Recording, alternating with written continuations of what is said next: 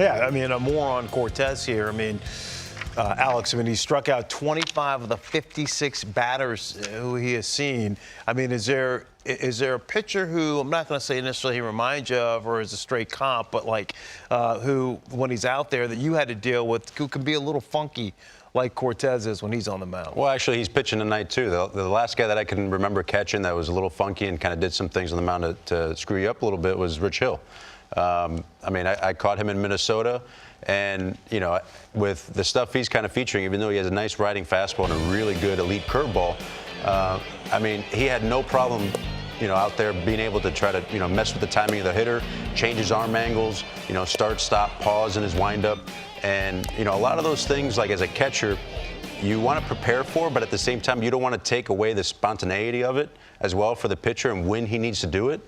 So, you know, you just want to make sure, like in warm-up pitches, stuff like that, he shows you, you know, that lower arm angle, a little pause here and there, and then when he does it, it's just something you got to anticipate as a catcher. What is it about Cortes where he's had such great success so far this year, Tom? Well, this is right. He gives you all these different angles. It reminds me of a left-handed. Look at this. I was going to say Louis Tion, but I'm going to stay Yankees and go Orlando Hernandez, El Duque. Oh, yeah. Because you can throw multiple pitches from multiple angles. So as a hitter, you're literally on a defensive against a guy like that, right? You can't lock in.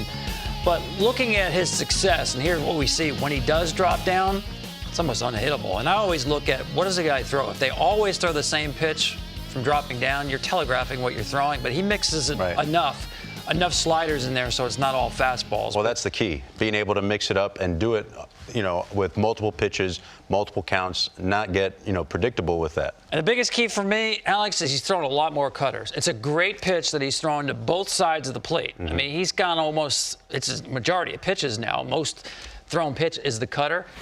And most times you see a lefty throw into righties with the cutter, get it in on their hands. He likes to get it over hitters' hands. That cutter is now playing, he's backdooring it to righties as well, so you have to honor both sides of the plate. How many times do you see that swing like that from Vladimir? Very rarely. So I'm showing you all cutters that he's getting above the hands of the right-handed hitters. That's an interesting adjustment for me.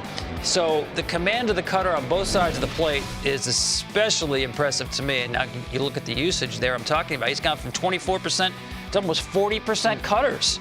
But when I say 40% cutters, because he's changing elevation and changing both sides of the plate, it's not the same pitch. You're not tracking the same movement on that pitch. Yeah, no, that's a good point. And sometimes, too, you know, by upping that usage on the cutter, it makes his other pitchers better. You know, that fastball that's 91, 92 plays up a little bit with the amount of usage he is on the off-speed stuff. Plus, you throw in all the stuff that he's doing to try to mess with the hitter's timing, the leg kick, stuff like that. If he did a leg kick like that while I was hitting, I don't know if I'd be able to keep a straight face or stay in the box because that would have cracked me up.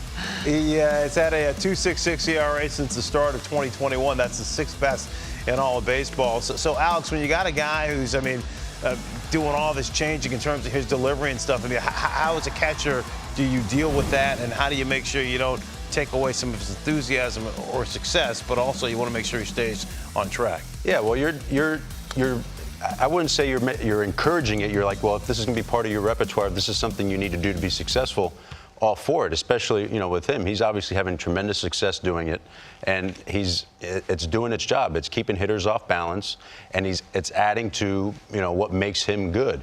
As a catcher, you know, you're playing off of him basically, and, you know, like I was saying before, you want to see it so that way you know you can anticipate, you know what it's gonna look like. That way you can anticipate, like, you know, making sure you're getting around on the ball, or, you know, from the different arm angle. It doesn't surprise you, especially when there's guys on base, because you want to make sure you catch it correctly. You know, you get the strikes you need to get, and you also keep the ball in front of you to make sure the guys are not moving up as well. And you just don't want to be surprised back there, and that's the biggest thing. I've been back there where guys will quick pitch and I wasn't ready for it.